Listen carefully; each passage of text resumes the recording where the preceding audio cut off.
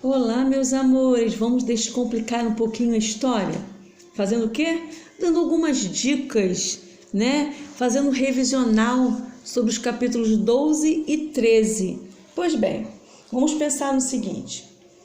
Durante os 2 primeiros séculos de colonização, o açúcar se tornou o produto mais lucrativo e o principal negócio para a coroa e para os comerciantes portugueses. Bom, o maior período classificado da história do Brasil é o período colonial, também conhecido como América Portuguesa, que oficialmente vai de 1500 a 1822. E nós tínhamos neste período uma economia muito importante, que foi a cana-de-açúcar. Foi uma das principais economias deste período colonial. As construções dos engenhos foram muito importantes para o desenvolvimento do Brasil nesse período. Bom, gente, não vamos deixar, é claro, de falar também sobre essa produção. Essa produção do açúcar era organizada principalmente aonde? No Nordeste, em um sistema de plantation, ou seja, na forma das grandes propriedades rurais monocultoras, baseadas no trabalho de escravo e destinada ao mercado europeu, considerada a segunda atividade de exploração econômica portuguesa, que era o quê? Estamos falando da produção do açúcar.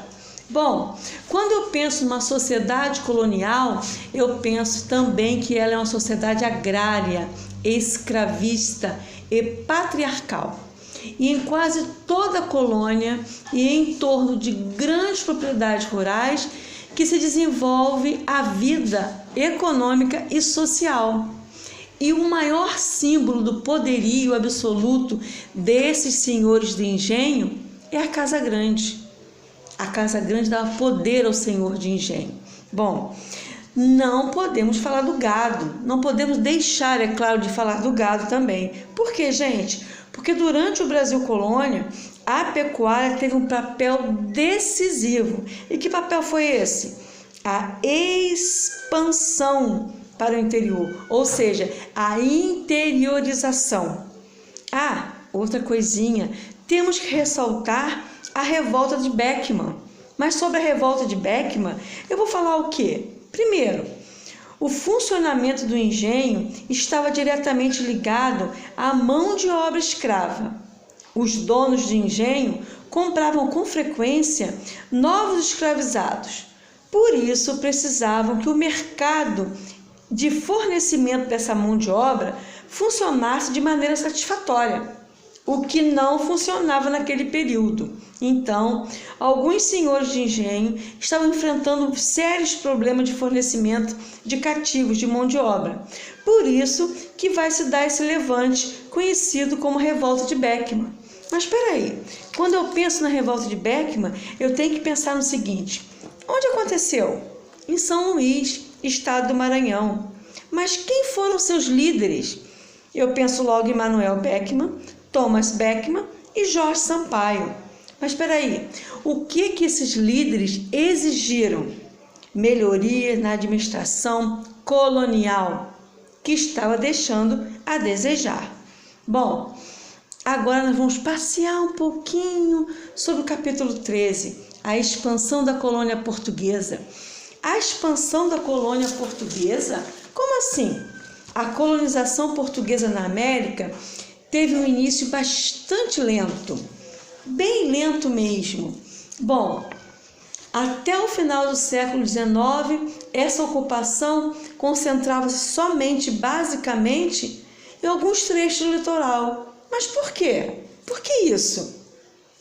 Que fatores que dificultou essa expansão da colonização portuguesa na atual região Nordeste? Foram vários os fatores.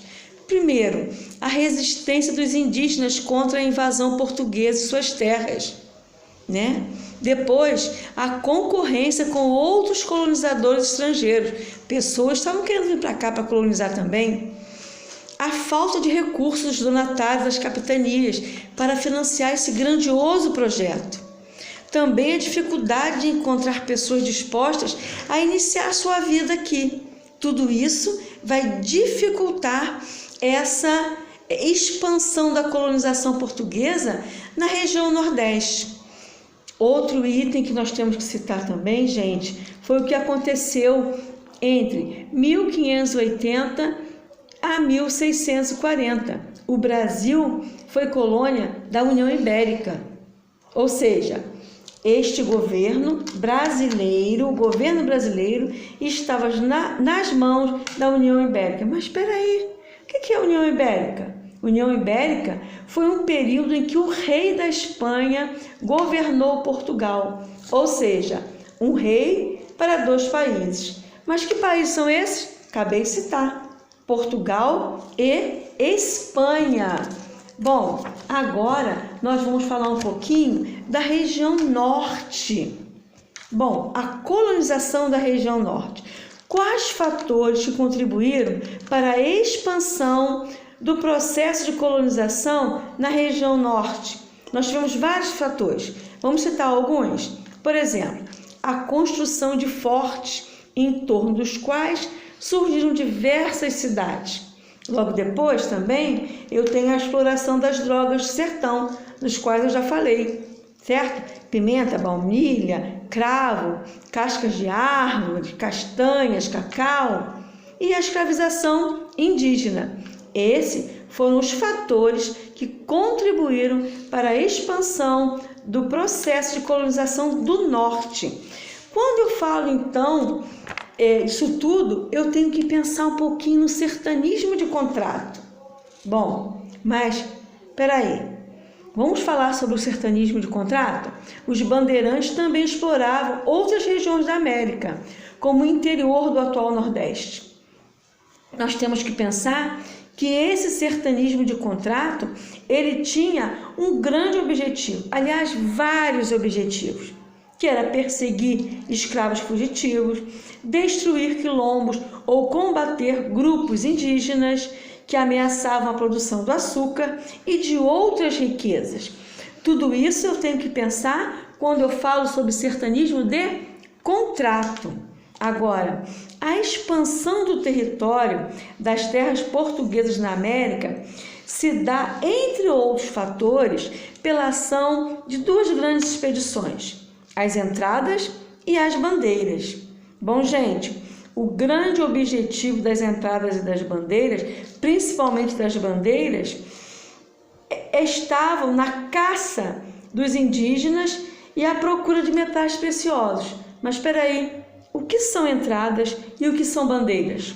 As entradas foram expedições oficiais, organizadas e financiadas pela coroa portuguesa. Sendo assim, se são oficiais, eles respeitavam o Tratado de Tordesilhas, certo? E até um certo ponto. Já as bandeiras não. As bandeiras foram organizadas por particulares e não respeitavam o Tratado de Tordesilhas. Pois bem, meus amores, esses foram pontos revisionais do capítulo 12 e capítulo 13. Estudem bastante, certo? Fiquem atentos. Beijo grande!